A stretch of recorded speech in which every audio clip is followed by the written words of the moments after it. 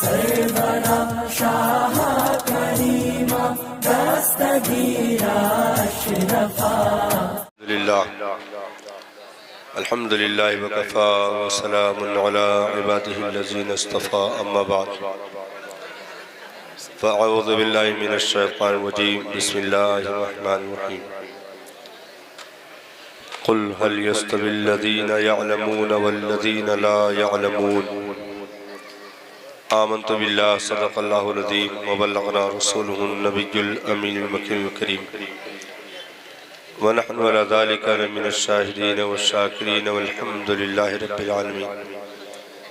दुरूद पाक का हदिया पेश फरमाने अल्लाहुम्मा सल्लि अला सय्यिदिना शफीअना हबीबना मौलाना मुहम्मदिन मादनिल जुद वल करम व आलिहि व अस्हाबिहि व बारिक वसल्लम।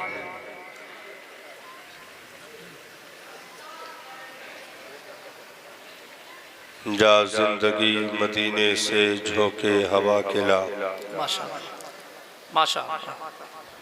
जा जिंदगी मदीने से झोंके हवा के ला।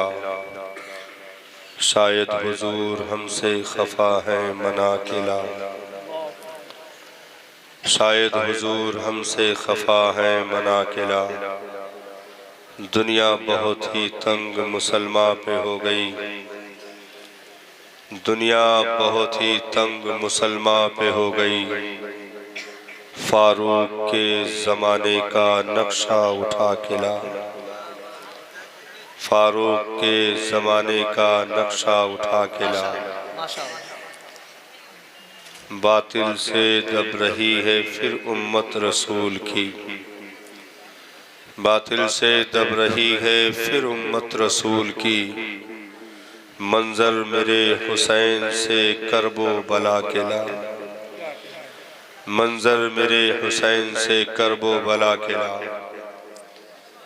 हजरात, आज की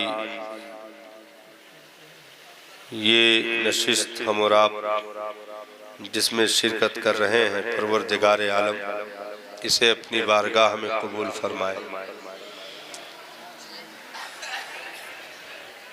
दारुल उलूम हनफिया रज़विया का ये सालाना जलसा जिसमें हम और आपने शिरकत की, इदारे की कारकर्दगी और असातिज़ा की मेहनत व मशक्क़त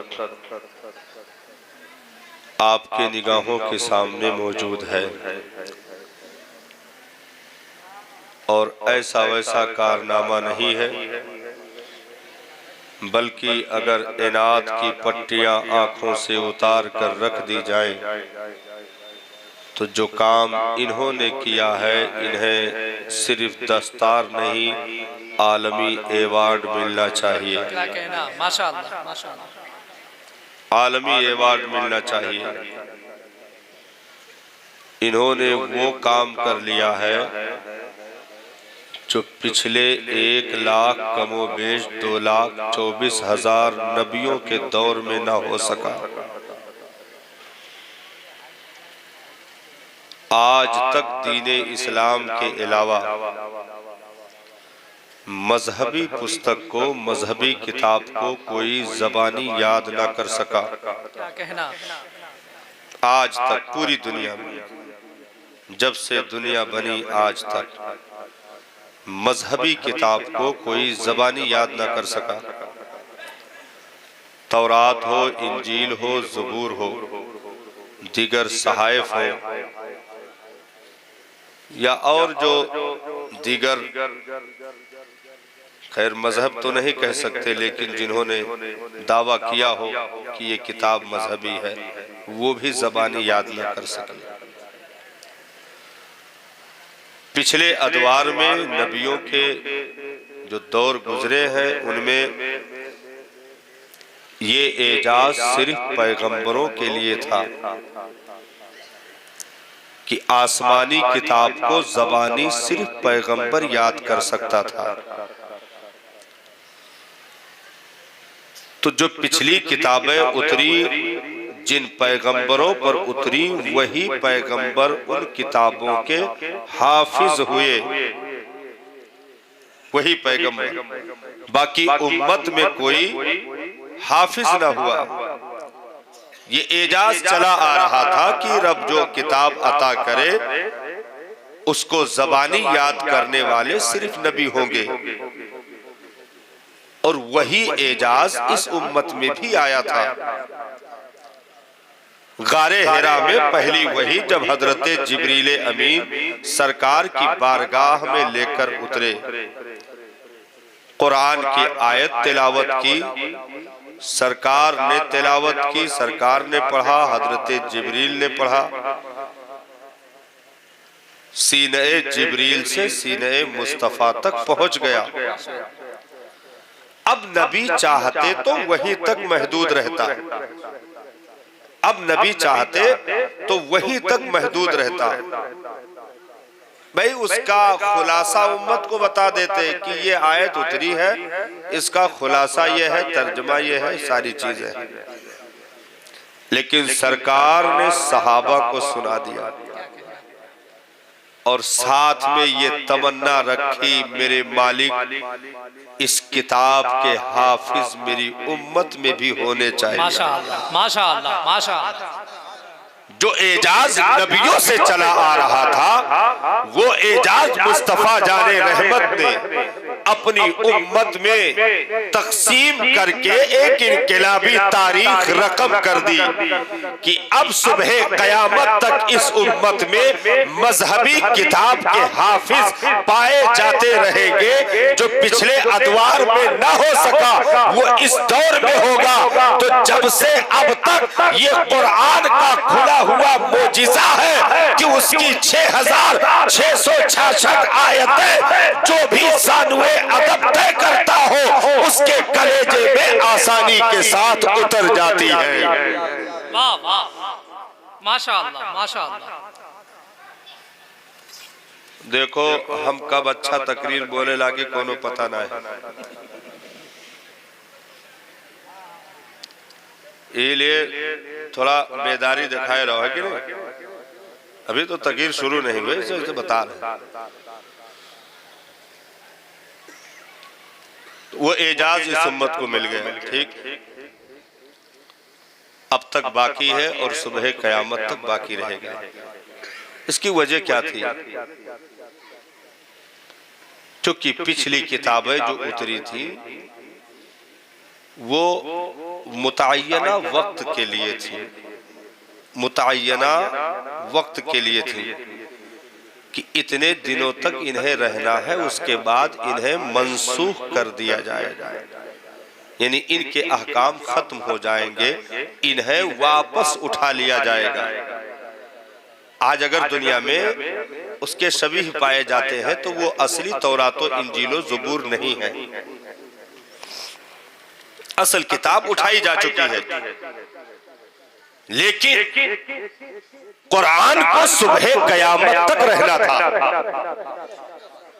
कुरान को सुबह कयामत तक रहना था, और ऐसे वैसे नहीं रहना था कि चाहे ताकि निसिया के हवाले कर दो कोई फर्क नहीं पड़ेगा।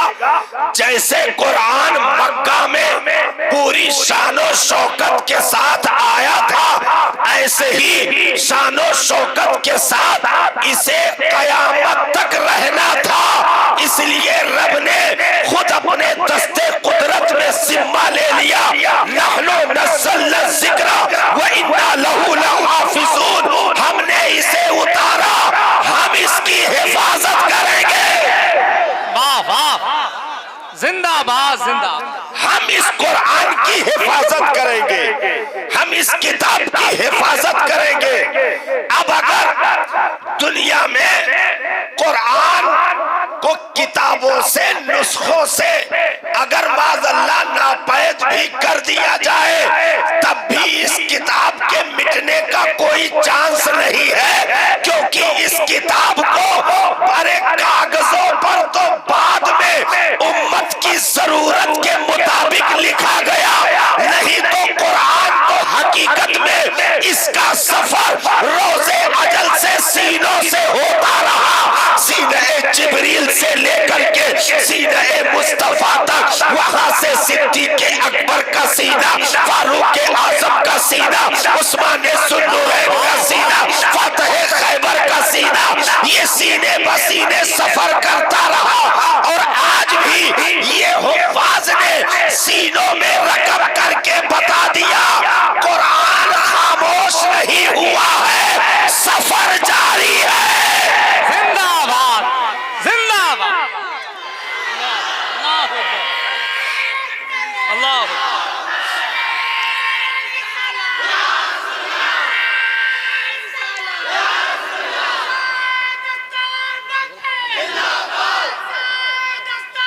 किसी भी था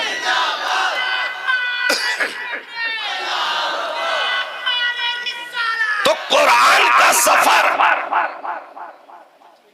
ऐसा नहीं कि इसके सफर को रोकने की कोशिश न की गई, बहुत कोशिश की गई ना।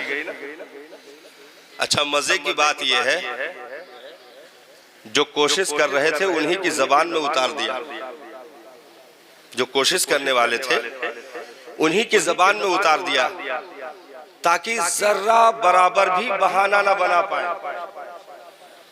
भाई जैसे वो लोग अरबी थे, अंग्रेजी में कुरान उतर जाता तो एक बहाना तो मौजूद रहता ना, अरे अब हमारी जबान में होता तो बताते। होता नहीं, आदमी जब कुछ नहीं कर पाता तो यही कहता है कि पकड़ में नहीं आए, नहीं तो ये कर देता। मतलब हमारी जबान में अगर कुरान उतरता तो हम मुकाबिला कर लेते। उन्हीं की जबान में उतरा, ये चांस भी बंद कर दिया कहने का, उन्हीं की जबान में उतरा। और ऐसा नहीं कि खामोश रहा, उन्हें उकसा उकसा करके मुकाबिले की दावत देता रहा, मुकाबिले की दावत देता रहा। ऐसा नहीं कि भाई जैसे एक पक्ष ये कहे कि हम तो तैयार हैं लड़ने के लिए, लेकिन सामने वाला बिल्कुल सरेंडर रहे तो लड़ाई नहीं हो सकती है। जब दोनों तड़ातड़ हो तब फिर लड़ाई शुरू होती है, तब मुकाबिले की बात होती है। तो ऐसा नहीं कि कुरान सरेंडर था, मक्का वाले कुछ भी कहे कुरान चुप रहे, मक्का वाले कुछ भी बकवास करे कुरान खामोश रहे। नहीं नहीं, कुरान भी उनसे ज्यादा बोल रहा था, उनसे ज्यादा बोल रहा था, क्योंकि रब ने खामोश कुरान के साथ साथ बोलने वाला अपना हबीब दे दिया था। तो बोला जा रहा था, क्या कहा गया, फ़अतू बिसूरतिम मिन मिस्ली। मक्का वालों बहुत ज्यादा छटक रहे हो, इसकी तरह एक सूरत बना के ले आओ। अगर तुम्हें शक है कि ये कलामे इलाही है तो इस जैसी एक सूरत बना करके ले आओ। फिर आगे मतलब और उकसाया गया कि ऐसा ना हो कि चैलेंज नहीं दिया गया, चैलेंज पर चैलेंज। फिर कुरान ने कहा, अच्छा अभी तक जवाब नहीं बना, एक छोटी आयत का जवाब ले आओ। अच्छा अकेले ना कर सको तो वदऊ शुहदाकुम, अपने तमाम मददगारों को बुला लो, तमाम मददगारों को बुला लो, सब मिल करके जवाब लाओ। अच्छा आगे खुद कह भी दिया, फ़इन लम तफ़लू, अगर तुम ऐसा नहीं कर पाते तो मैं कह देता हूं वइन लम तफ़लू, तुम कर भी नहीं पाओगे। कुरान ने कहा तुम जवाब दे भी नहीं पाओगे। ये हतमी फैसला कर दिया, सुबह कयामत तक कुरान के खिलाफ बोलने वालों का नाटका बंद करने के लिए रब ने कुरान में वो आयत उतार दी, वलन तफलू, तुम कयामत तक हरगिज हरगिज कुरान का जवाब नहीं ला सकते हो, कुरान का मुकाबिला नहीं कर सकते हो। तो जब कुरान ने इब्तिदा में सफर किया तो जो आज रोक रहे इनके बाप दादा अबू जहल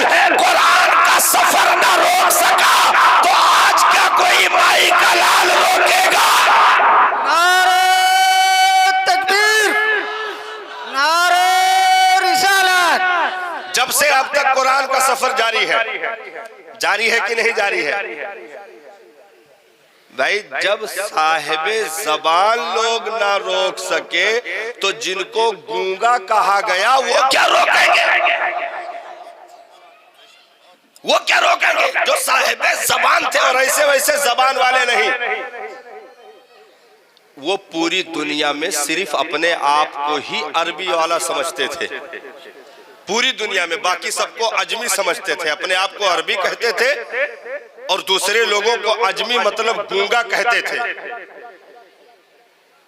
कुरान ने फिर हद दर्जा उनको थका दिया, हद दर्जा थका दिया।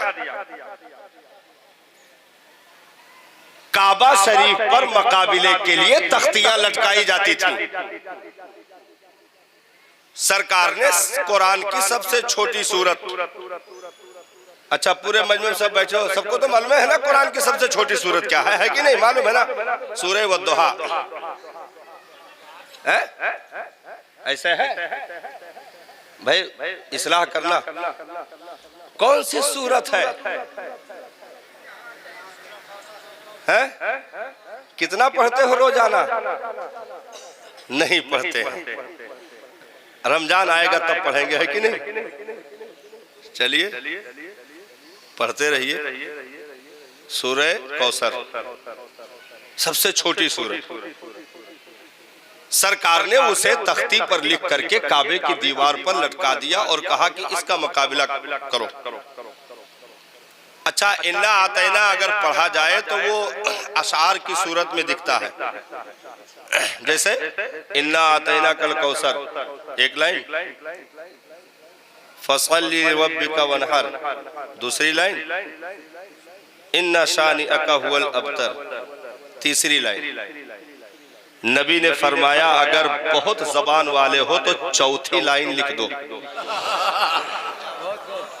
3 लाइन लिखा और कहा कि बहुत बड़े जबानों कलम वाले हो तो चौथी लाइन आकर के पूरी कर दो।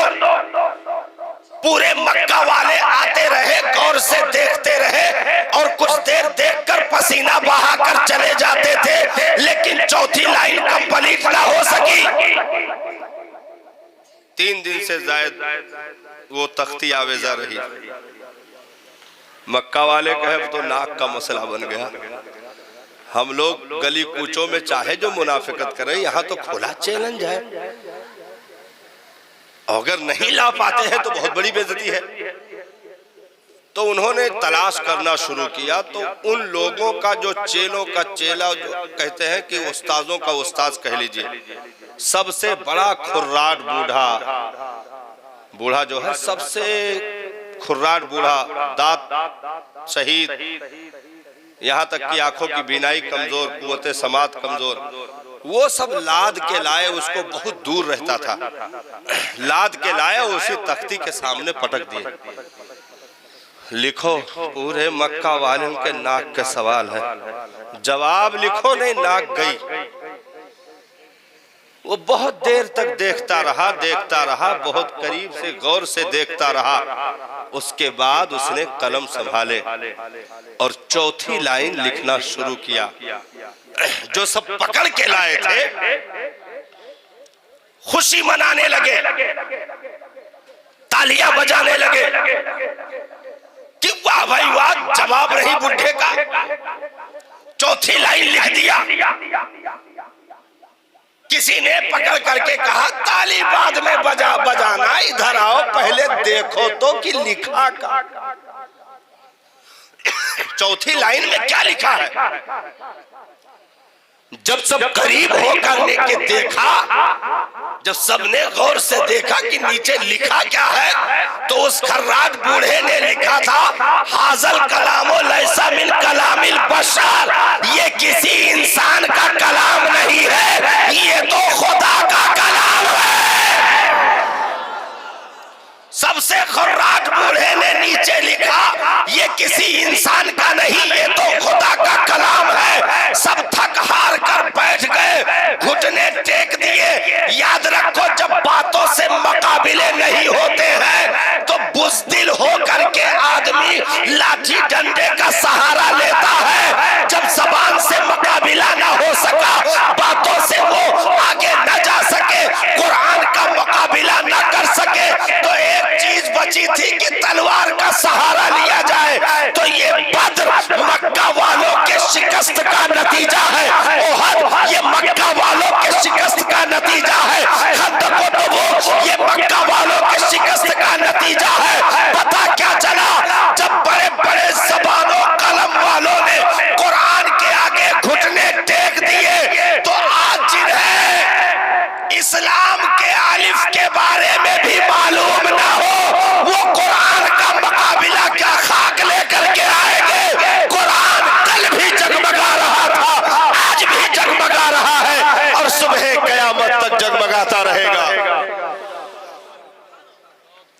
में ऐसे वैसे थोड़ा एहतमाम रखा गया है।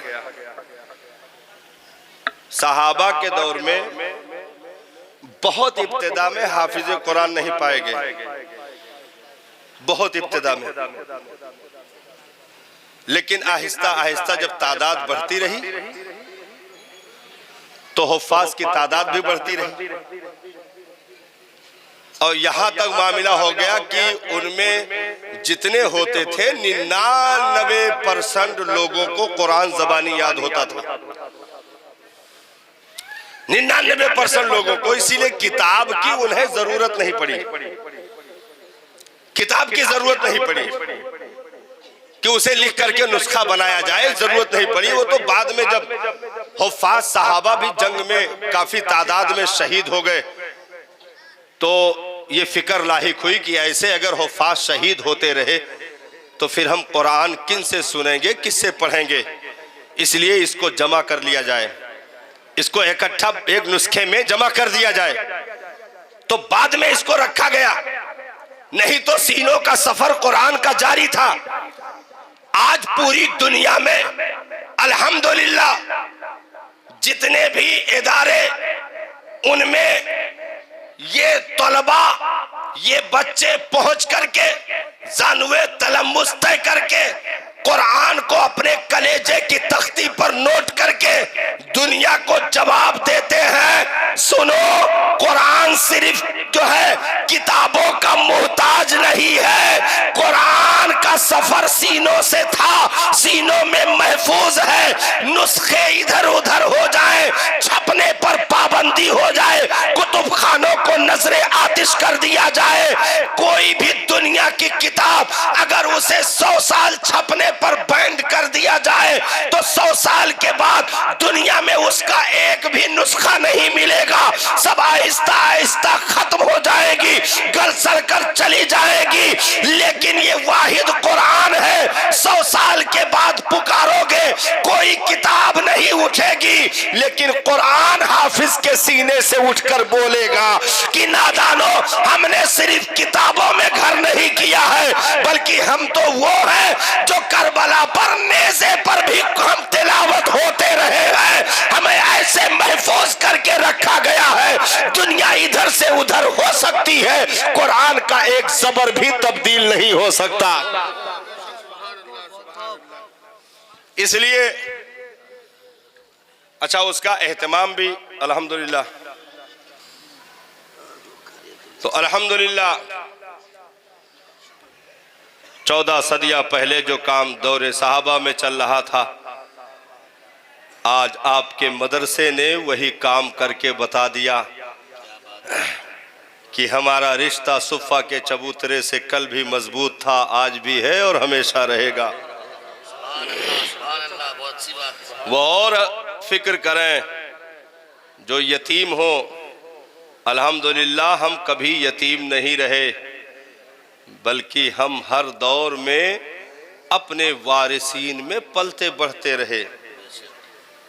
हमारी पुश्त पनाही करने वाले कभी जमीन पर रहे, कभी जमीन में रहे।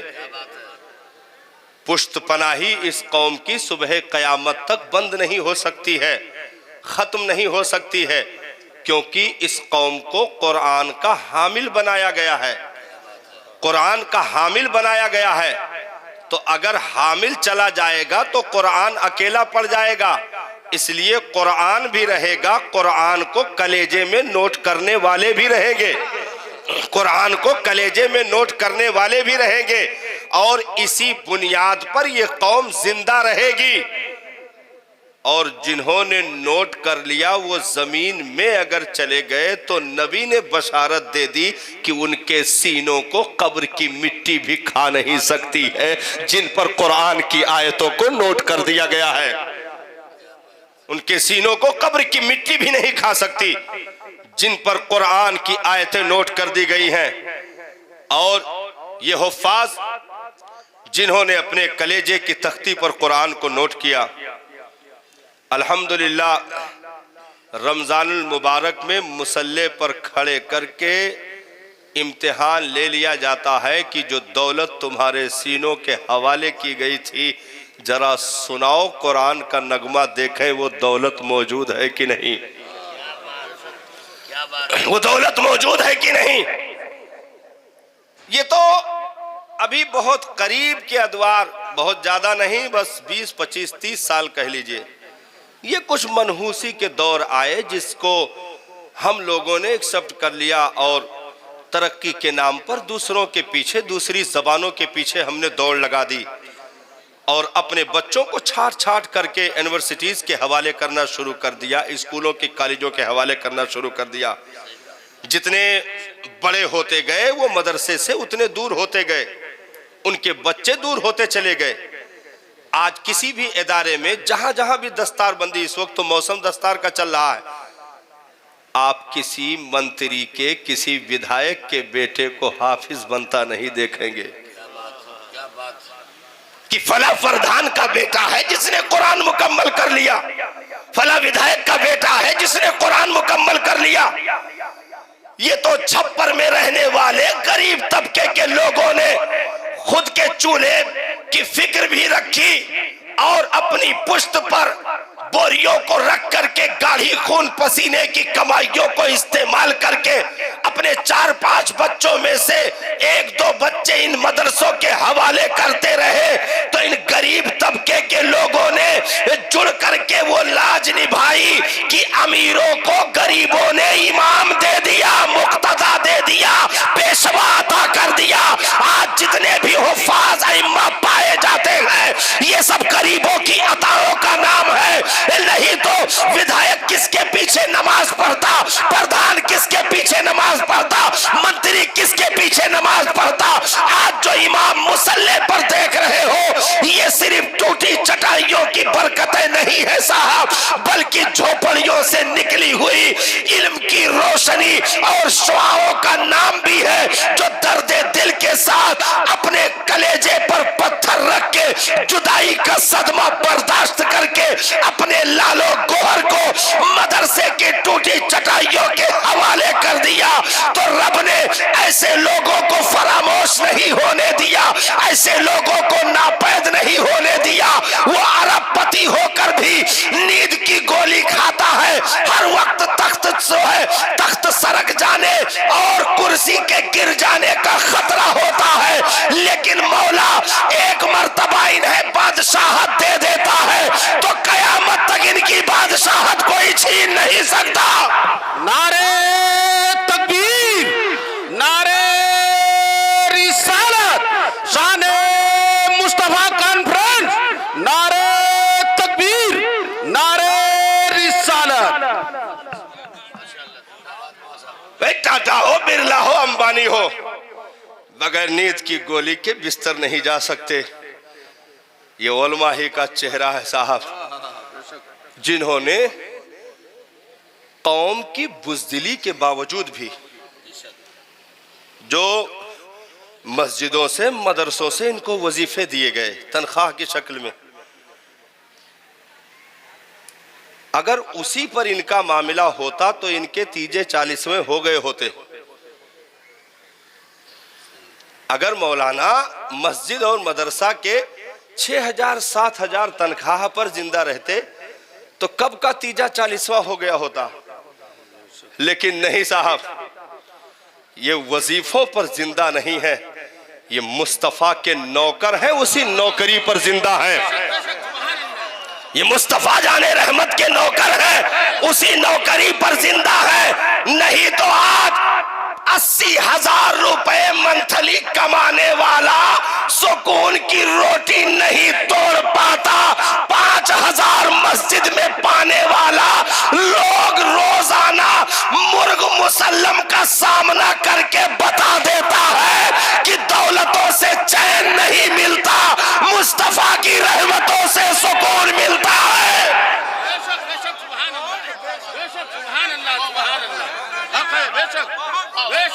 ये तो हमारी बदनसीबी रही कि हम कदर ना कर सके।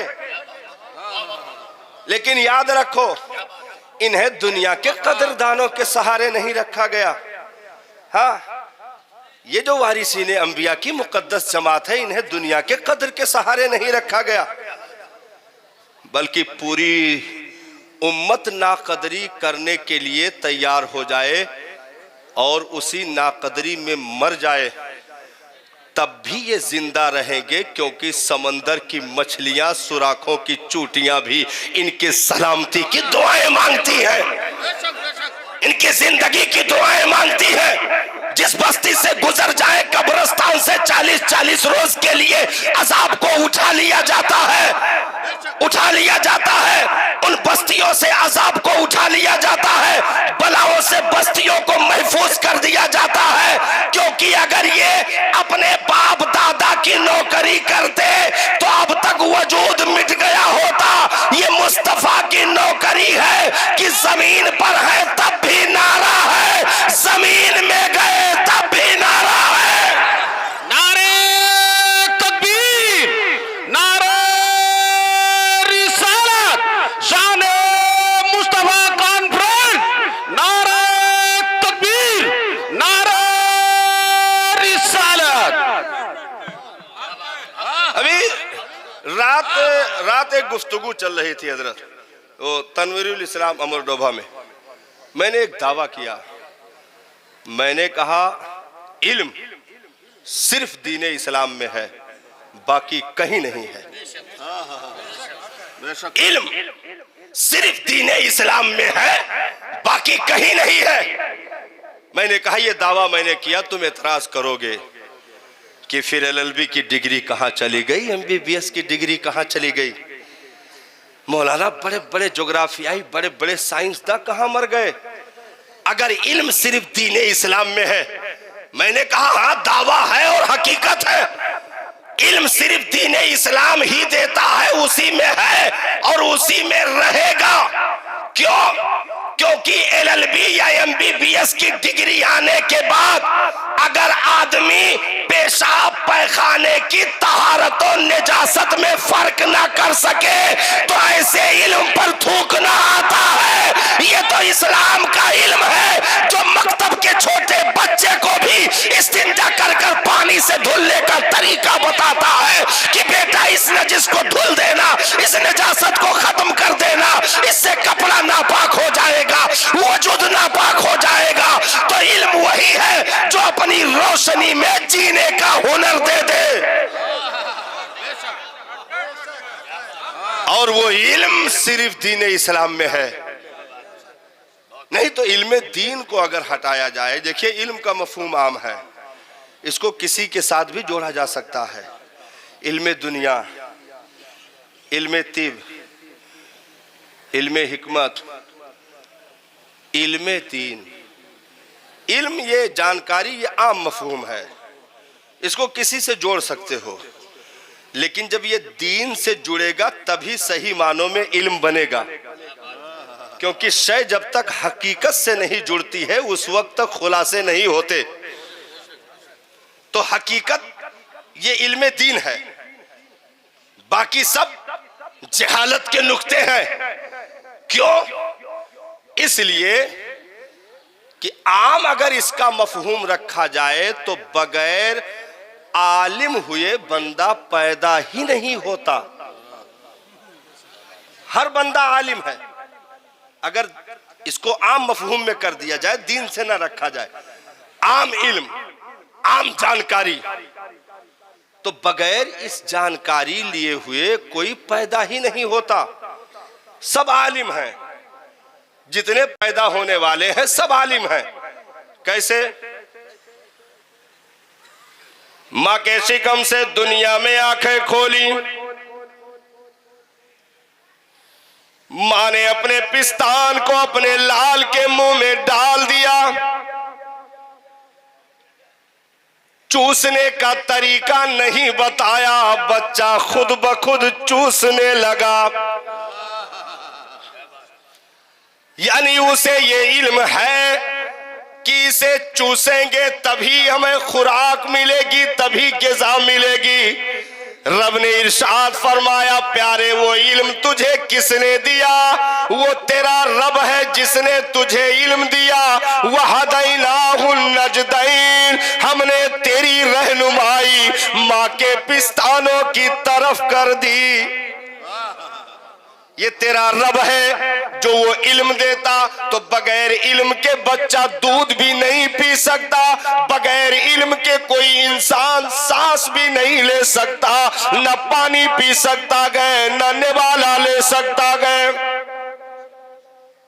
भाई पानी पियोगे बाद में, पहले इल्म होगा कि गंदा नहीं है, साफ है, नुकसानदेह नहीं है, ज्यादा गर्म नहीं है, बहुत ज्यादा ठंडा नहीं है, ये सब इल्म पहले आएगा, पानी बाद में जाएगा। लुकमा उठाओगे तो इल्म पहले, ये जहरीला तो नहीं है, पेट के लिए नुकसानदेह तो नहीं है, ये सड़ा हुआ तो नहीं है, ये ताजा है, जायकेमंद है, इसमें मिर्च ज्यादा तो नहीं है, नमक ज्यादा तो नहीं है, ये इल्म पहले, लुकमा बाद में। घर से कदम निकालोगे तो इल्म पहले होगा कि बाहर माहौल ठीक है, दरवाजे के बाहर कदम रखेंगे कोई खतरा नहीं है, सब अमन है, इल्म पहले, घर से निकलना बाद में। तो इस तरह आम मफहूम में अगर लिया जाए तो हर कोई आलिम है, और आम आलिम हो करके आप इज्जत नहीं पा सकते हो। रब ने कहा प्यारे आ मैं तुझे उसी को इज्जत में तब्दील करके देता हूँ। इस इल्म को आम से ना जोड़, दीन से जोड़ दे, ताकि तुझे रोशनी भी मिल जाए, मेरी रहमत भी मिल जाए। क्योंकि जब दीन से जुड़ेगा तो वो नेकी भी बनेगी, जानकारी भी मिलेगी। उसी को इल्म दीन कहा जाता है जो इन बच्चों ने हासिल किया या इदारों में हासिल किए जाते हैं। अब हमने उससे मुंह क्यों मोड़ा, उसकी वजह क्या रही? उसकी वजह ये रही, मतलब साफ सुथरी बात बता दें एकदम, नंबर 1 लालच, खाली लालच, जो हम बच्चों को अपने मदरसों से दूर किए, इदारों से दूर किए, हाफिज ना बनाने की कसम खाई, मौलाना ना बनाने की कसम खाई। भाई यहाँ करीब करीब बस्तियों में तकरीबन हमारे ख्याल लाखों लोग रहते होंगे। लाखों लोगों में मदरसे से अगर 4 से 6 बच्चे फारिग हो रहे हैं तो कौम की सखावत पे मातम करना आता है कि नहीं? कितनी सखी कौम है। 1 लाख लोगों ने मिल करके सिर्फ 6 बच्चे दिए, 6 बच्चे हाफिज बने। इन्होंने तो सखावत में हातिम ताई की कब्र पे भी लात मार दी है कि नहीं? मजा आ गया, जबरदस्त काम किया लोगों ने। नहीं साहब, अगर 1 लाख बस्ती में है तो वो भी दौर हमें देखना चाहिए कि मदरसों से 1000 हाफिज निकले, इदारों से 1000 हाफिज निकले, हर घर में कुरान के तराने पढ़ने वाले हुफ्फाज मौजूद हो, हुफ्फाज मौजूद हो। लेकिन हमारी तमन्ना नहीं, क्योंकि लालच। लालच क्या है? 4 बच्चे हुए तो उनमें छटाई होती है। ये गोरा चट्टा घुंघराले बाल वाला है, बिल्कुल गदरेले बदन का है, ये का तो हम डॉक्टर बनेबा। दूसरा वाला बड़ा चंट है, बड़ा दिमागी है, कुछ कहो उससे पहले पकड़ लेता है, ये कहो वकालत करवा जो। खैर बना दिया। लोग शादी ब्याह में लोग मिलते हैं ना वलीमा में, तो एक दूसरे से खैरियत पूछते हैं, और बताइए भाई आपके 4 बच्चे कहाँ लगा दिए, सबको क्या कर रहे हैं? तो कहा अरे एक तो सऊदी पहुंच गए है, उदहे है एकदम, ये पैसे पैसा, ये पैसे पैसा। हाँ, दूसरे वाले तो मेडिकल पर लगा दिए है, जितने दवाई नहीं उतनी कमाई करत है।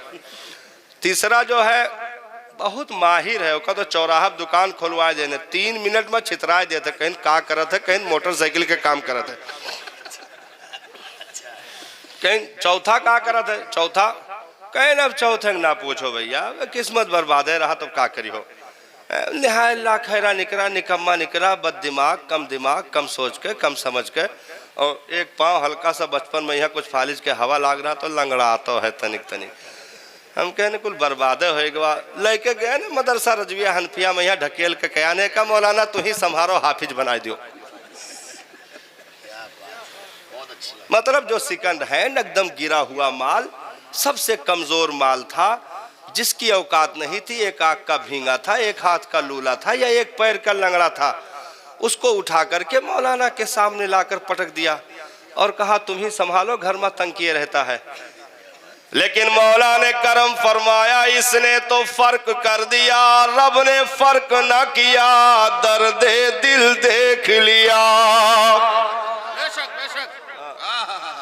वो तीनों अलग अलग काम करते रहे, अलग अलग डिग्रियां लेते रहे, मौला ने इसे वो कामयाबी अता फरमाई, अपने कलाम का उसे हाफिज कर दिया। भाई बाप कब तक जवान रहेगा? बच्चों को जवानी पर पहुंचाते पहुंचाते माँ बाप बुढ़ापे में चले जाते हैं, यानी बच्चों को जवानी देकर बुढ़ापा खरीद लेते हैं। कितने चप्पल उनके कदमों में घिसकर टूटकर खत्म हो गए, घुटनों के लुआब सूख गए, कमर की रीढ़ की हड्डी झुक गई, आंखों की बीनाई गायब हो गई, कुव्वते समात कमजोर हो गई। अब तो जबान से भी अपने बच्चों का सही नाम नहीं ले पाते। अब क्या होना था? आहिस्ता आहिस्ता चारपाई पे आ गया, एक दिन मौत ने गले लगा लिया, दुनिया से रुखसत हो गया। बाप का जनाजा रखा, चारों बच्चे हाजिर जिन पर करोड़ों लुटाया था, वो सब जूते चप्पल पहनकर टाई बेल्ट लगाए दूर खड़े थे, कह रहे थे देखो गांव से किसी को बुलाओ जो मेरे बाप को गुस्ल दे दे। इतना यतीम कर दिया था कि वो सगे बाप के जनाजे की दुआ भी नहीं पढ़ सकते थे। इतने में लंगड़ाते पैर से वो बेटा उठा जिसको महीने में कभी 100 रुपया खैरात समझकर फेंक देता था, जिसकी तरफ तवज्जो नहीं थी, महंगा कपड़ा भी नहीं दिया। वो बेटा उठा और कहा खबरदार कोई करीब ना आए, बाप मेरा है मैं गुस्ल दूंगा। उसने अपने हाथों से पानी बदन पे डालना शुरू किया। आंखें सावन भादों की तरह बह रही थी, आंसुओं के कतराहट टप टप गिर रहे थे, क्योंकि पानी बदन पर डालते हुए बचपन की तस्वीर ताजा हो गई। और सोचने लगा एक वो भी दिन था कि जुमा के दिन मेरा बाप मुझे नहलाकर मस्जिद की तरफ कंधे पर बिठा कर ले जाता था। आज मैं अपने हाथों से अपने बाप के बदन पर पानी डाल रहा हूं। गुस्ल कंप्लीट, कफना दिया गया, जनाजे की चारपाई रखी हुई, सफे पीछे लगी हुई, मुसल्ला बिछा हुआ, जिन पर करोड़ों लगाया था, वो सफों में तीसरी सफ में किनारे खड़े थे मुंडी झुकाए हुए। वही लंगड़ा बेटा लंगड़ाते कदमों के साथ मुसल्ले पर आगे बढ़ गया और बढ़ करके उसने नियत की और अल्लाहु अकबर कहकर जो नियत बांधी तो आंखें सावन भादों की तरह बरस रही साहब। और उसने अपने रब के हुजूर दर्दे दिल के साथ अर्जी लगाई, अल्लाहुम्मा गफिर, मेरे परवरदिगार मेरे बाप की मगफिरत फरमा दे, मेरे बाप की बख्शिश फरमा दे। रब की रहमतें उतर पड़ी, क्योंकि जिसका बेटा जमीन पर उसका जिक्र करे मौला उसके बाप को अजाब दे, ये उसकी रहमत को गवारा नहीं। कब्र ले जाया गया, वही लंगड़ा बेटा कब्र में उतर करके अपने बाप को गोद में लेकर के कब्र की गोद में लिटा रहा। मिन्हा खलकनाकुम की सदाएं बुलंद हुई, मिट्टियां बराबर की गई, फिर सरहाने खड़े होकर अजान दी, फातिहा खानी हुई, यहां तक कि वो कब्र से लेकर के घर तक तीजे 40वें 10वें तक अपने बाप के लिए कुरान की आयतें पढ़कर इसाल करता रहा। जिन पर करोड़ों लगाए थे वो किराए पर मदरसों के बच्चे ढूंढ रहे थे, लेकिन जिस पर कुछ न किया था वो हाफिज़े कुरान दर्दे दिल के साथ अपने बाप के मगफिरत की दुआ कर रहा था। ये दुनिया है दुनिया साहब, ये लालच है, ये डिग्रियां यही रह जाएगी। काम वो करो जो जन्नत तक साथी बन जाए। माशाअल्लाह, जन्नत तक साथ दे। जिंदाबाद जिंदाबाद। और ये कुरान जन्नत तक साथ देता है साहब। हाँ, अच्छा हम लालची काहे बने, मजबूर काहे हो गए? मतलब निगाहें मदरसों से क्यों फेर ली? उसकी वजह है, वजह यह है कि मदरसों से जो फारिग हुए, कौम ने उनका ऐसे इस्तकबाल किया कि हर कोई देखकर सहम गया। कौम ने अव्वल तो उनकी कीमत ना समझी। देखिए आज की रात मैं आपको कुछ नहीं कह सकता, जो भी बात हो रही सब दूसरे गांव वालों के लिए हो रही है, क्योंकि मुझे सही सलामत लखनऊ जाना है। आपको कुछ नहीं कह रहे, मतलब कौम मतलब दूसरे गांव वाले, तोरे तो ठीक है। कौम ने ऐसे इस्तकबाल किया कि देखने वाला सहम गया। उतना ज्यादा व्यवहार और बुरे बर्ताव एक सास अपनी बहू के साथ नहीं करेगी जितना एक मुक्तदी अपने इमाम के साथ कर लेता है।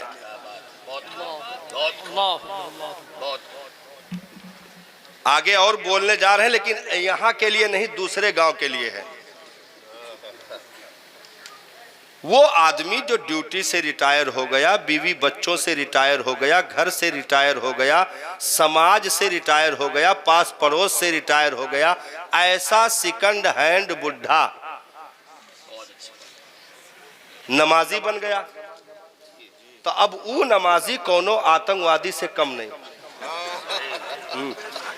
ऐसा नमाजी फिर कोनो आतंकवादी से कम नहीं। वो तो बिल्कुल रखाए है, क्योंकि वो सब कुछ उसका जा चुका है। नींद तो आती नहीं, पूरी रात बीबीसी लंदन से ज्यादा खबर सुनाता है।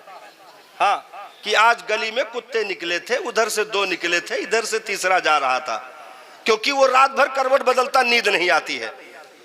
तो 4 बजे ही उठ करके आया, मौलाना की कुंडी खटखटाई, उठो नमाज का वक्त हो गया।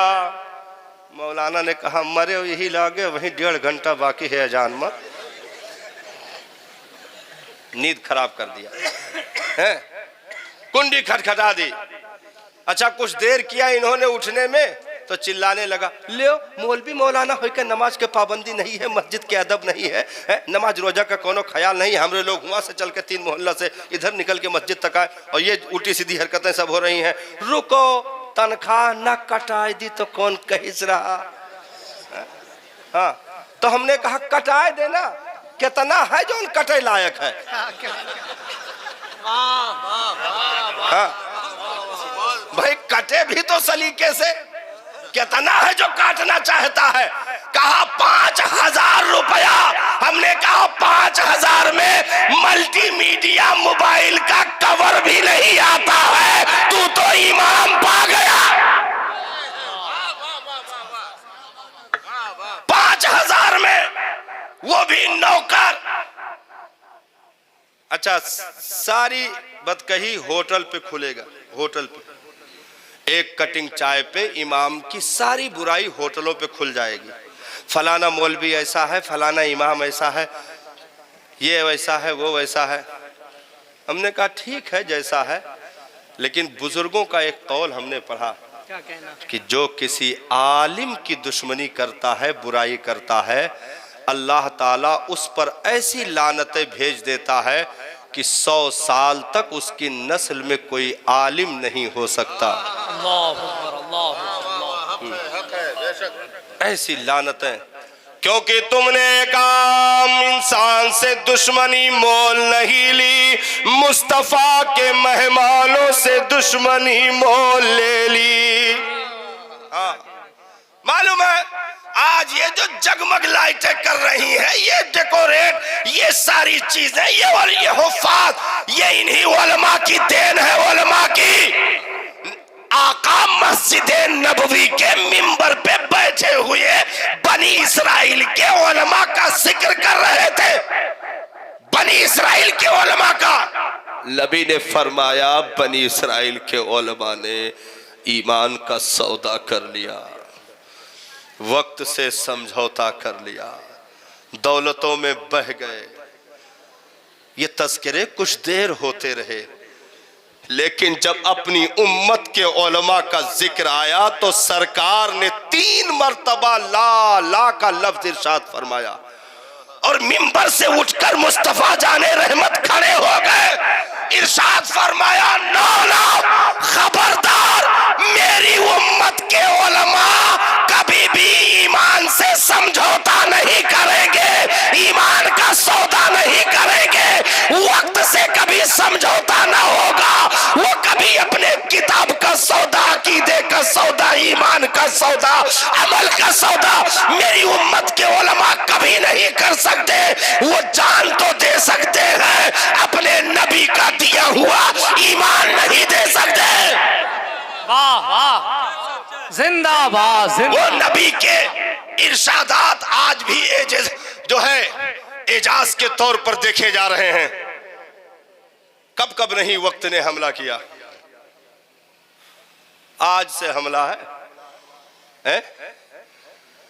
और हमला जारी है और जारी भी रहेगा। ये कहो सारे दुश्मन उच्छिन्न हो जाए, कब्बो न हुई। इसीलिए इबलीस को बाज नहीं बनाया गया। हाँ, साहिब औलाद, ये दुश्मनी पनपती रहेगी। दुश्मन खत्म हो जाएंगे तो अमल करने वालों का जायका चला जाएगा। दुश्मन खत्म हो जाएंगे तो जायका चला जाएगा। अरे अजान ऐसे आम तौर पर अगर सदा लगाई जाए तो उसमें नेकियां हैं, सारी चीजें हैं, लेकिन कोई ये कहे कि राख लगाकर जबान खींच लेंगे, अगर जरा भी अल्लाह का लफ्ज भी जबान से निकाला तो फिर बिलाल को मैया की चटाई पर लेटकर पुकारने का जायका ही कुछ और है। या रसूल अल्लाह, जिंदाबाद जिंदाबाद जिंदाबाद। इसलिए मुखालिफिन का होना जरूरी है। बहुत तगड़े तगड़े मुखालिफ रहे भी और आजो हैं, लेकिन पहले से मतलब कमजोर है। भाई कितना बड़ा मुखालिफ हो जी, अबू जहल ना बन पाए। हाँ हाँ, वो वही के पोस्ट रहा, वो ले गए। हाँ, अबू जहल नहीं बन पाएंगे। भाई मक्का में रुई बांट रहा था, रुई बांट रहा था अबू जहल, मक्का में हरम में रुई बांट रहा था। इधर आओ, रुई लगाए हो? नहीं, रुई रुई का मतलब रुई लगाओ। बात का है, कहा एक ऐसा शख्स दावा कर चुका है जिसकी बात सुनोगे तो खुद दीवाने हो जाओगे, उधर ही चले जाओगे। रुई डालो ताकि बात ना सुनो और निकलो, ज्यादा भीड़ लगाने की जरूरत नहीं है। अब अगर इधर से गुजर गए देख ले हो तो पगलाए जी हो, तोहरे लोग हटा रहो, दूर रहो। अब जो नहीं जानते थे वो ढूंढे लागे।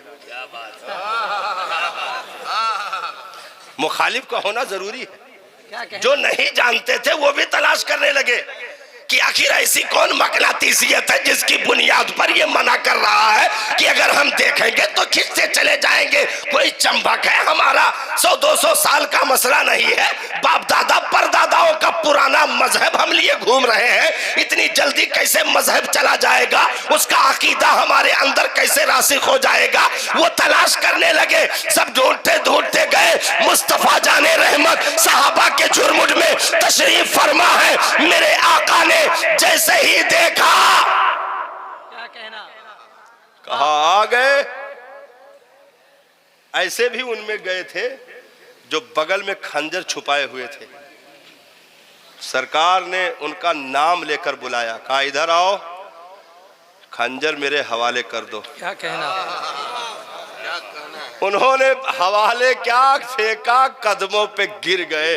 कहा ओ मसीहा, रखते हुए मेरे सिवा कोई देख नहीं पाया, ये खबर तुझे किसने दे दी?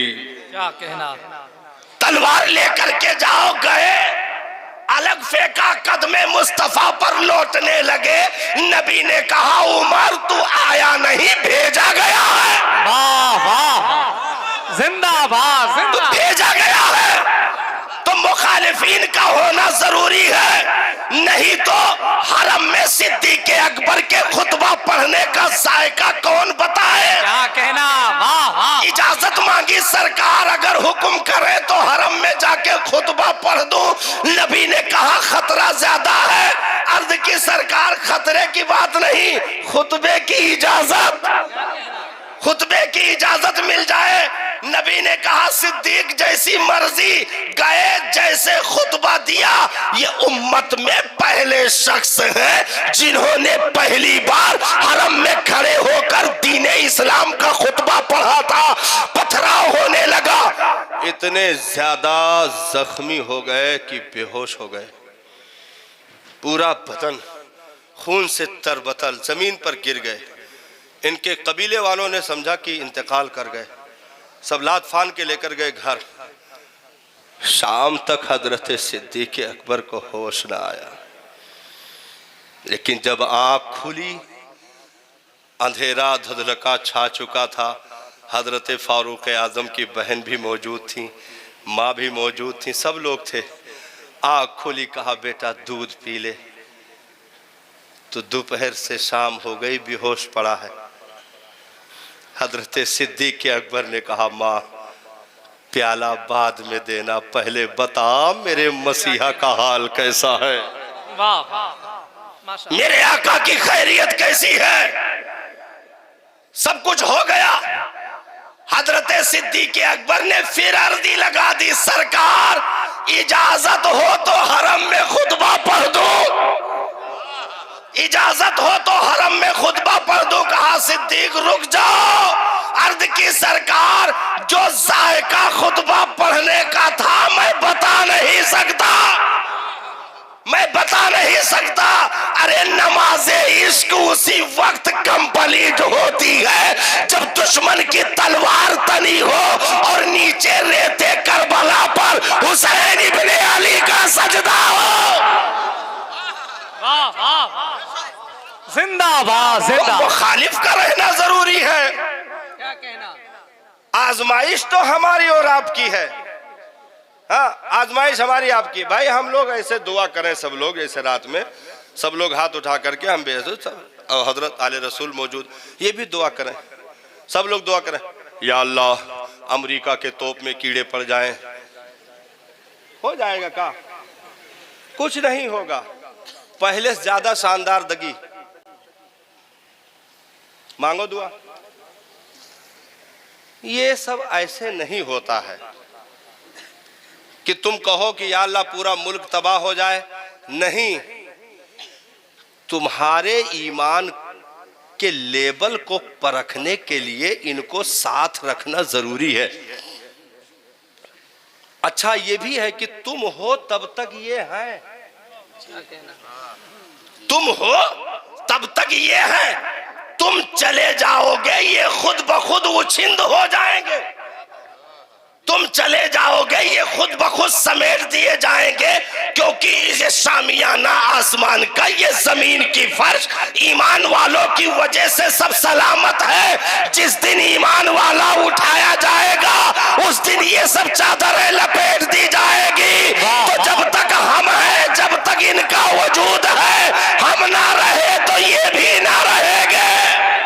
वाह वाह जिंदाबाद जिंदाबाद माशाअल्लाह। इसलिए इनसे हम नहीं, हमसे ये हैं। क्या कहना, वाह। हाँ, इनसे हम नहीं, हमसे ये हैं। और हमने भाई इम्तिहान हमारा जब से अब तक चल रहा है, देखिए पूरी कौम तर्जुमा नहीं करती है। कौम में रहबर चुने जाते हैं, पेशवा चुने जाते हैं, मुक्तदा चुने जाते हैं, मुजद्दिद चुने जाते हैं। क्या कहना, भाई किसी भी दौर में पूरी कौम ने तर्जुमा नहीं किया। सरकार दुनिया से जाहिरी तौर पर तशरीफ ले गए, हजरत सिद्दीक़ अकबर मसन नशी हुए, तो क्या पूरी कौम दौड़ दौड़ करके सब प्रचार कर रही थी? नहीं, अगर मस्जिद नबवी के मिंबर पे कोई खड़े होकर कसम खा रहा था तो तन्हा सिद्दीक़ अकबर कसम खा रहे थे कि अगर अबू कहाफा के बेटे के जिस्म के गोश्त को चील कौवे नोच कर क्यों ना खा जाए, मैं इन मुर्तद्दीन मुखालिफीन मुद्दईने नबुव्वत को जब तक तहे तेग ना कर दूंगा उस वक्त तक मैं पीछे नहीं हट सकता। जैसे ओसामा को वापस नहीं किया जाएगा जिसको मेरे नबी ने रवाना कर दिया।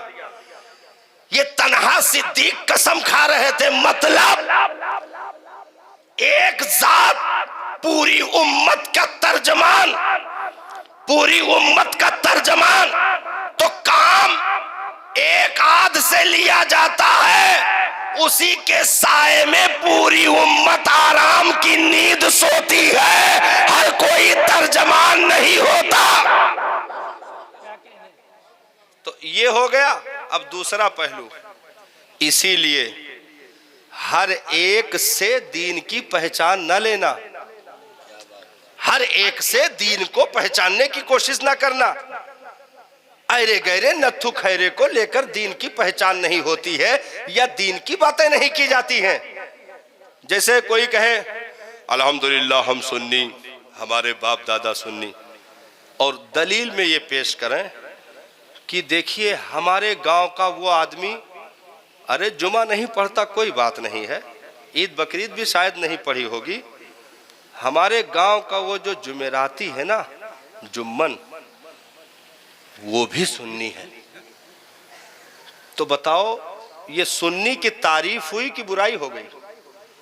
भाई नीचे कम दर्जे 0 पॉइंट का जलील आदमी की मिसाल तूने दे दी, तो आला की तारीफ करने के लिए छोटे के जो उस पे असफल में हो उसकी मिसाल अगर देंगे तो आला की बेइज्जती हो जाएगी, और इसको अगर शान उलूहियत तक लाएंगे तो कुफ्र हो जाएगा। है जैसे कोई ये कहे मादल्ला मेरा खुदा वो है जिसने कुत्ते को पैदा कर दिया, आदमी ईमान से चला जाएगा, क्योंकि आला की तारीफ रजील से नहीं होती। हाँ, तो ऐसे ही मजहब इस्लाम को पहचानने के लिए कौम के चंद लुटेरे फटीचर गुंडा मवाली को सिर्फ मुसलमान का नाम हो जाए उनसे इस्लाम पहचानने की कोशिश न करना। अरे नादानो, अगर इस्लाम की बात ही करनी है तो ये क्यों नहीं कहते कि ये मजहब इस्लाम वो मजहब है जिसमें इमाम हुसैन ने आंखें खोली।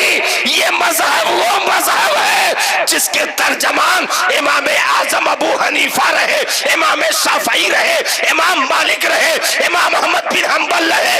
अरे यही वो मजहब इस्लाम है जिसमें मुजद्दिद मिल्लत माजिया, मुअय्यिद मिल्लत ताहिरा, शाह इमाम अहमद रजा खान, मुहद्दिस बरेलवी, आला हजरत की जात रही। यही वो दीन इस्लाम है। तो आला की मिसाल आला से दो, असफल से देने की कोशिश ना करना, नहीं तो असफल की बात आएगी तो किसी के घर का पता भी महफूज नहीं रहेगा।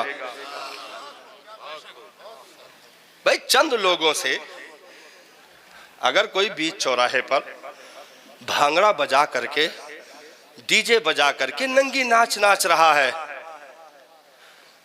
तो उसका अपना मसला है, दीन इस्लाम का कुछ नहीं लेना देना है। अगर कोई दहेज का डिमांड करके अपने जलील होने का सबूत देता है उसका अपना मसला है, दीन इस्लाम का उसमें कुछ नहीं है। और दहेज मांगने वालों में ऐसे ऐसे हाजी नजर आएंगे। भाई यहां देखिए, आज यहां के लिए हम कुछ नहीं कह रहे, हाँ ऐसे ऐसे नजर आएंगे, हाजी के हज ना जाए अपाची घर चली आवे। हाँ, अरे ऐसे प्यार से बोतल में उतारते हैं कि उतना धोखा तो जिन्नात का न हुई जितना वो लड़की वाले खो जाते। हाँ, अब देखिए बाबू, हम तो भाई परहेजगार आदमी, मुसल्ला रोजा नमाज तस्बीह से मतलब है। आजकल का दौर है, लौंडे कहाँ मानते हैं। मैं कुछ नहीं चाहिए, देखो कोनो डिमांड नहीं है, लड़की एक कपड़े में चली आए बस खाली उतने हैं। अब ये कुछ उसके दोस्त यार हैं कुछ ऐसे हैं, तो सोने का चैन तो ऐसे बनता है, लगा दिया 3 लाख का चूना है। अब आजकल जो है साइकिल वाइकिल कौन देता है, कम से कम जो है अपाची या बुलेट तो होते हैं, बनते ही है, लगा दिया 2.5-3 लाख का चूना। हाजी के हज भी नहीं गवा, अपाची घर चली आई। हाँ, ऐसे ऐसे परहेजगार मिलेंगे कौम में। हमने कहा ओ जलीलो, ये तो जब कल को किताब खुलेगी तब पता चलेगा कौन सा हज था।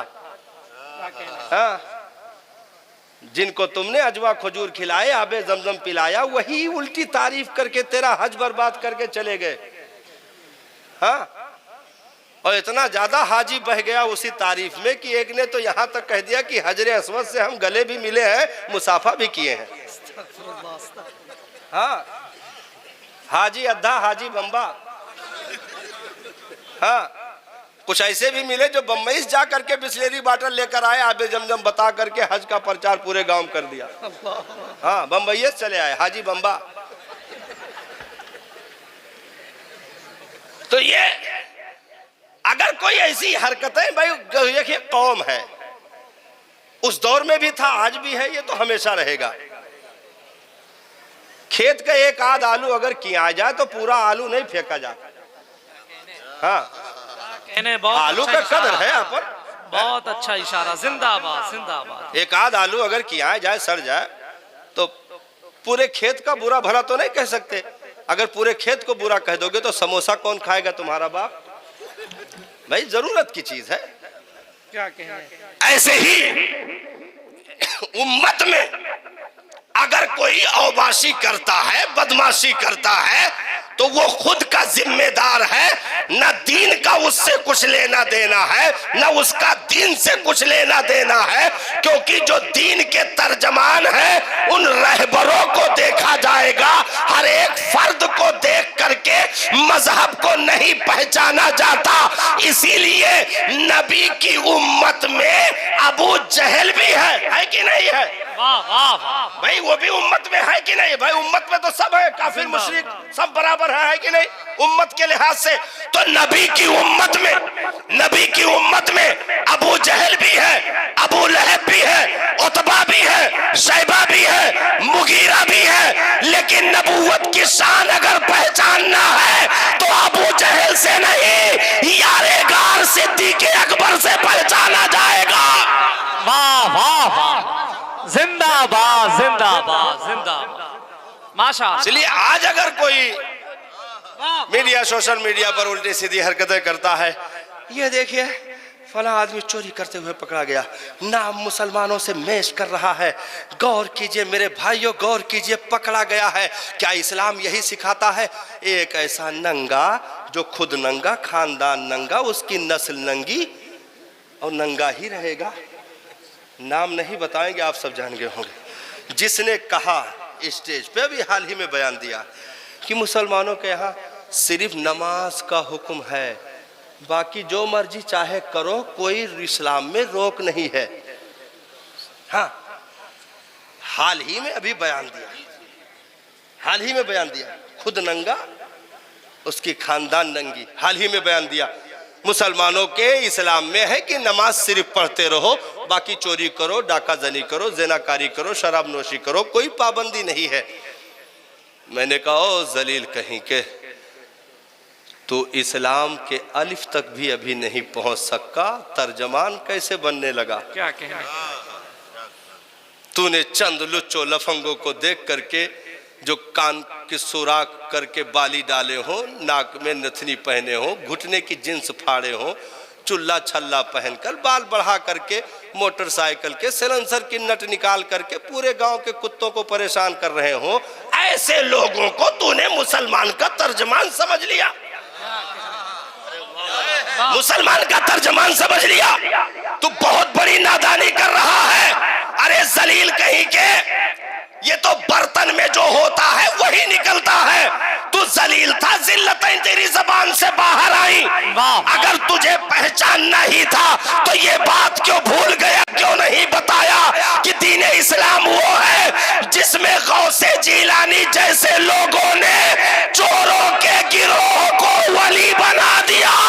जिंदाबाद। नारे तकबीर, नारे रिसालत, शाने मुस्तफा कॉन्फ्रेंस, मसलके आला हजरत, जलसे दस्तार बंदी। जिंदाबाद जिंदाबाद। इसलिए तर्जमान रहबर होता है। वाह वाह। हाँ, रहबर अगर इधर उधर होगा तो पूरी उम्मत इधर उधर समझी जाएगी, ये समझ लीजिए। हाँ, इसीलिए जो भी हमारे रहबर हुए उन्होंने पहले बता दिया,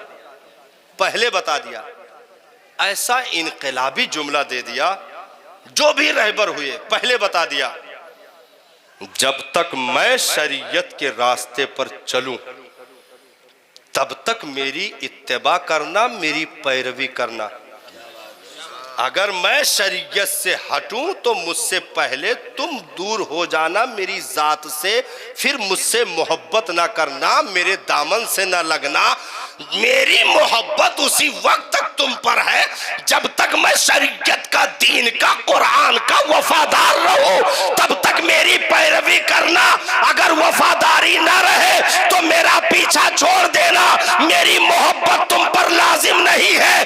ये मेरे रहबरों ने, रहनुमाओं ने पूरी दुनिया में अपने अपने दौर में ऐलान किया, आज भी ऐलान है, क्योंकि हम किसी की पैरवी खान पठान की बुनियाद पर नहीं बल्कि मुस्तफा का वफादार की बुनियाद पर, आला हजरत को दिलो जान से हम इमाम इसको मोहब्बत मानते हैं। नारे तकबीर, नारे रिसालत, मसलके आला हजरत, फैजाने हुजूर मुफ्ती आज़म आलम, फैजाने हुजूर ताजुश शरिया। जिंदाबाद जिंदाबाद जिंदाबाद। और इस दीन को ऐसे रहनुमाओं से कयामत तक खाली नहीं रखा जाएगा। वाह वाह। क्योंकि रहनुमा कौम का तर्जमान होता है। जिंदाबाद जिंदाबाद। इससे कभी नहीं खाली रखा जाएगा। नबी की हदीस भी शाहिदो आदिल है। हाँ, इन्नल्लाह यबसु, है नहीं, पूरा खुलासा मौजूद है कि इस उम्मत की रहनुमाई के लिए हर सदी पर एक ऐसे रहनुमा भेजे जाते रहेंगे जो आकर के वक्त के उल्टे धारे को मोड़ करके सीधे रास्ते पर उम्मत को खड़ा करके दीन को फिर से जिंदा कर देंगे। उन्हीं को मुजद्दिद कहा जाएगा। वाह वाह। ये हर सदी पर इस उम्मत में होता रहेगा, सुबह कयामत तक रहेगा। इसलिए अगर हम मस्जिद नहीं पहुंच पाते तो हमारी बदकिस्मती है। इस्लाम सजदों का मोहताज नहीं है, क्योंकि जब इस्लाम में कभी सजदों के लिए आवाज दी जाएगी तो एक इब्ने अली का सजदा पूरी उम्मत में काफी होगा। और जब इस उम्मत में कभी पर्दे की बात की जाएगी तो एक मुस्तफा की लाडली बेटी फातिमा की चादर दीन इस्लाम में काफी होगी। जब भी कभी दीन के लिए रहबरों की बात होगी तो मुस्तफा के 4 यारों का नाम काफी होगा। जिंदाबाद जिंदाबाद जिंदाबाद। वाह वाह वाह वाह। जिंदाबाद। इसलिए कोई इस उम्मत को वो यतीम ना समझे। भाई हम नहीं नमाज पढ़ पाते तो इसमें इस्लाम का क्या कसूर है। अब मस्जिद में तुम जा करके मोहल्ले के 4 घिसे पीटे बुढ़ों को देख करके ये समझ लो कि अब तो इस्लाम गया। पूरी पूरी कौम। इसीलिए हमने जब डाउन हुआ तो पहले दाल की दुकान नहीं शराब की दुकान खुलवाई। आओ बर्बाद हो, अच्छा उस पे मजबूती का मोहर भी लगाया। सरकारी शराब मतलब सरकारी देसी शराब ठेका, सरकारी। आज तक आपने नहीं देखा होगा सरकारी घी की दुकान, नहीं देखा होगा ना। हाँ, तो बर्तन से वही निकलता है जो होता है, बर्तन से वही निकलता है जो होता है। पलीद ने पलीद को फौकियत दे दी। ये तो मुस्तफा के शैदाइयों का दौर हो, जहां उमर इब्ने खत्ताब ये कसम खा ले, जब तक पूरी उम्मत को घी मयस्सर नहीं होता उमर घी को हाथ नहीं लगाएगा। वाह वाह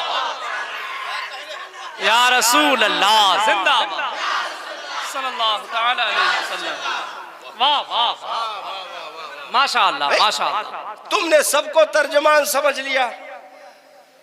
क्या कहना भाई, जैसे एक रिक्शा वाला ये कहे, भाई पूरे गाजीपुर वालों होशियार हो जाओ, आज शाम को प्रधानमंत्री ने मुझसे फोन करके बताया है कि मैं 2-3 दिन में अचानक कभी भी आ सकता हूं। मानोगे? काहे नहीं मानोगे भाई? वो देश का नागरिक नहीं है, हिंदुस्तानी नहीं है। कहाँ है वो? सब तो है, आधार कार्ड होके सलामत है, पहचान पत्र होके पास सलामत है, नागरिक भी है, हिंदुस्तानी भी माना गया, वफादार भी है, उसके हिंदुस्तानी पर देशभक्ति पर फख्र है। तो मानो बात ना, तो आप यही कहकर इनकार कर देंगे उल्लू लुल्लू पुल्लू की बातों पर हम यकीन नहीं करते। हाँ, हम ऐसे आयरे खैरों की बातों पर यकीन नहीं करते। मैंने कहा सब कुछ तो उसके पास है, नाम भी हिंदुस्तानी है, जात भी हिंदुस्तानी है, वफा भी हिंदुस्तान से है, नागरिक भी हिंदुस्तान का है। फिर तुमने उसको आम आदमी क्यों समझा? उसको आखिर आपने काबिले एतमाद क्यों नहीं जाना? कहा नहीं नहीं, अगर हुकूमत का कोई वजीर ऐलान करे तो बात पुख्ता मानी जाए। आम आदमी की बात हुकूमत की तर्जमान नहीं होती। तो यही तो मैं कह रहा हूँ, आम आदमी की बात इस्लाम दीन का तर्जमान नहीं होता। अगर दीन का तर्जमा देखना है तो जो कौम में वजीर हुए उनका तर्जमा देखो, जो कौम में रहबर हुए उनका तर्जमा देखो, जिनको कौम में ऐसा पोस्ट अता किया गया जिस पर मुस्तफा ने हाथ उठाकर ये कहा हो अना मदीनतुल इल्मी व अलीयुम बाबुहा। जरा उनके ओहदों को देखो, जिनके लिए नबी ने जन्नती होने की बशारत दे दी हो। हम उनको रहबर मानते हैं और कयामत तक मानते रहेंगे। वाह वाह। अच्छा, दीन में इल्म हर दौर में जरूरी रहा। अब ये और बात है, हम नहीं हासिल करते तो इससे दीन का कोई बिगड़ने वाला नहीं, कुछ बिगड़ने वाला नहीं। भाई, हमारे 4-5 लड़के जिनमें हमने 60-65 साल की उम्र गुजार दी, वो जाहिल हो गए, तो ये हमारी बदमाशी है, बदनसीबी है। इस्लाम का जर्रा बराबर भी बाल बेका नहीं होगा। पूरी कौम क्यों ना जाहिल हो जाए? क्यों?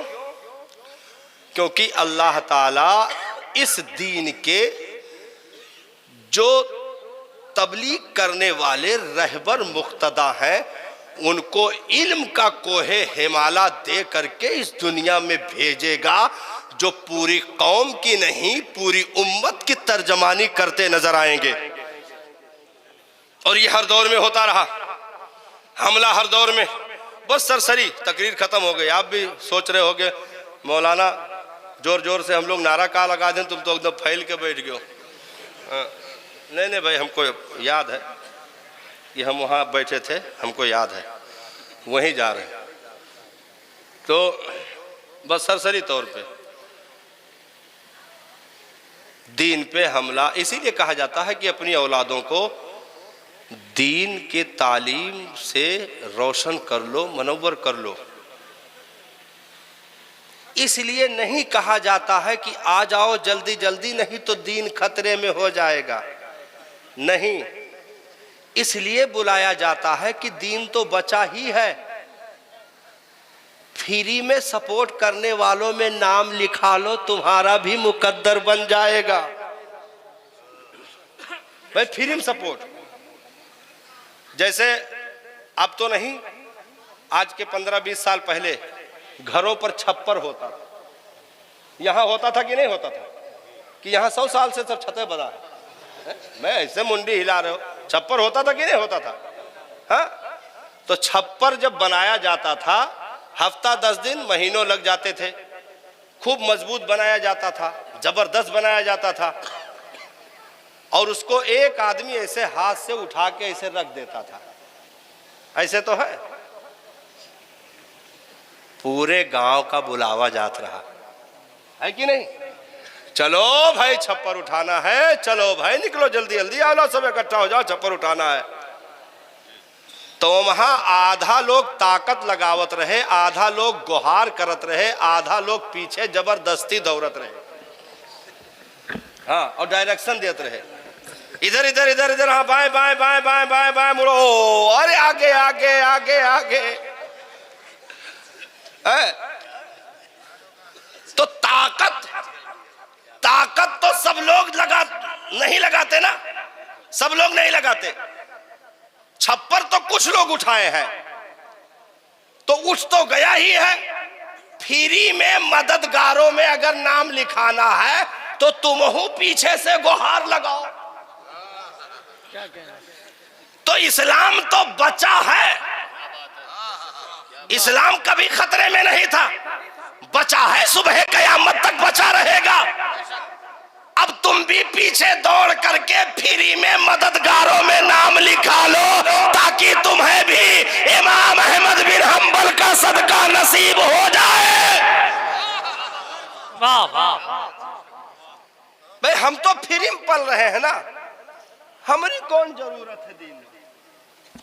भाई हमने दीन के लिए कुछ किया भी नहीं और न करना चाहते हैं। बहुत किए, हाँ, ये जितना बैठे सब लोग तो मैदान बदर में खड़ा रहे ना। हाँ, बहुत किए, सब थक गए, अब करने की भी नहीं कर रहा है। भाई क्या किए? रोजा रखे दीन के लिए नहीं, वो तो अपने लिए है ना। नमाज पढ़े अपने लिए, दीन के लिए क्या किए? ज़कात दिए अपने लिए, हज किए अपने लिए, कुर्ता पैजामा पहने अपने लिए, दाढ़ी रखे अपने लिए। दीन के लिए क्या किया? दीन के लिए उलमा ने किया जो आगे की नस्लों को बचाने के लिए कुरान का हाफिज दे दिया। दीन के लिए किया कि नहीं किया?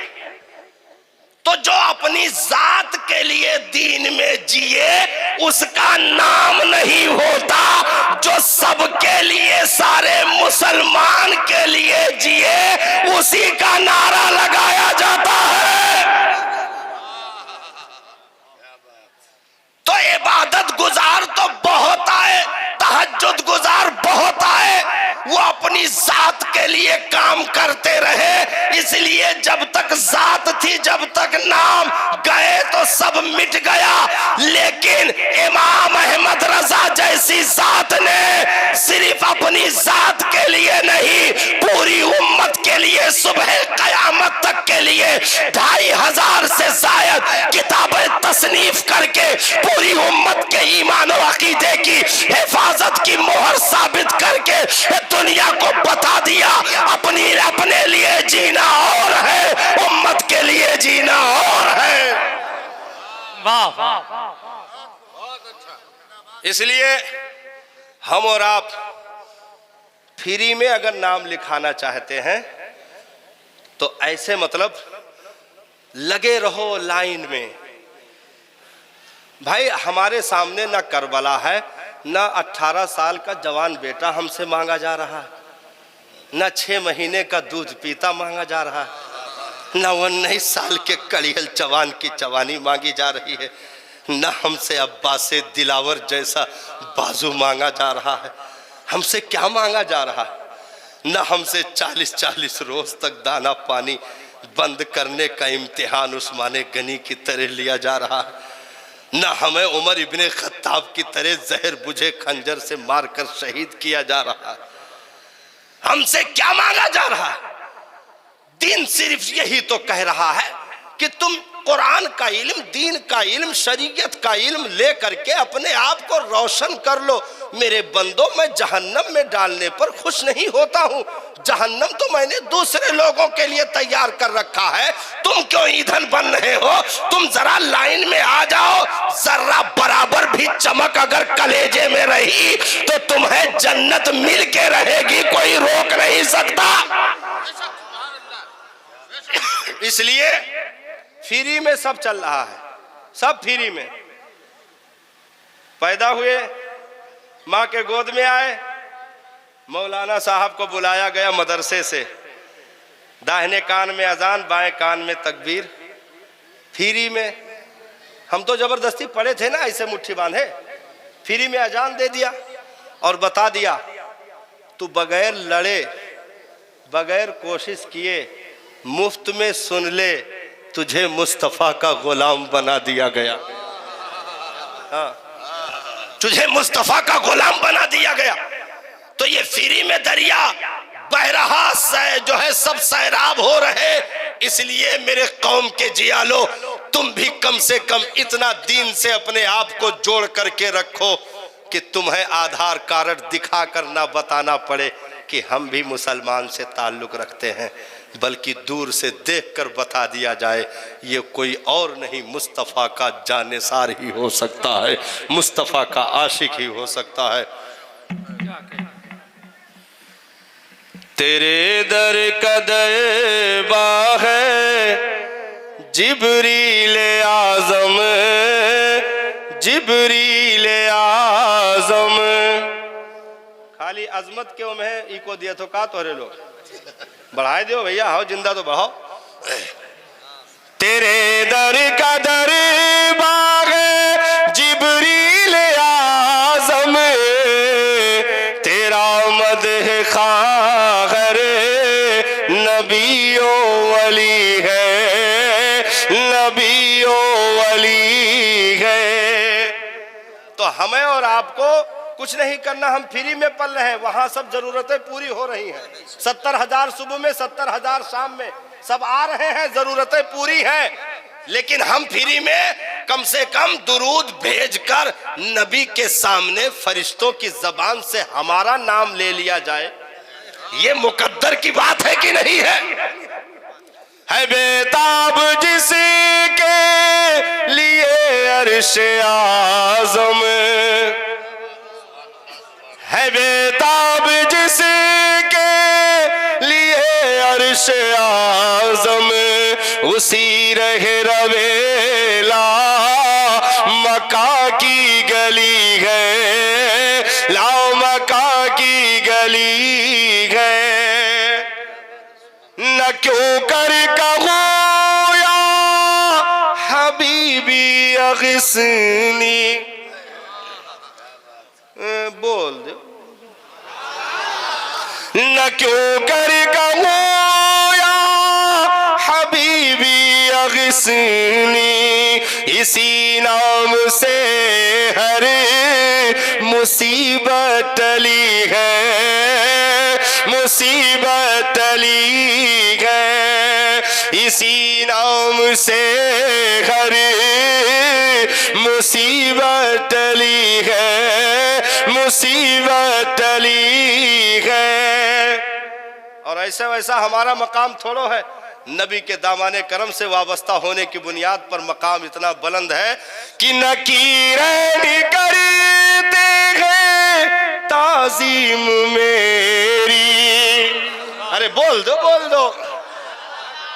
नकीरें, नकीरें मतलब जो मैदान महशर में फरिश्ते आएंगे ना, उनको नकीरें कहते हैं। ऐसे तो है।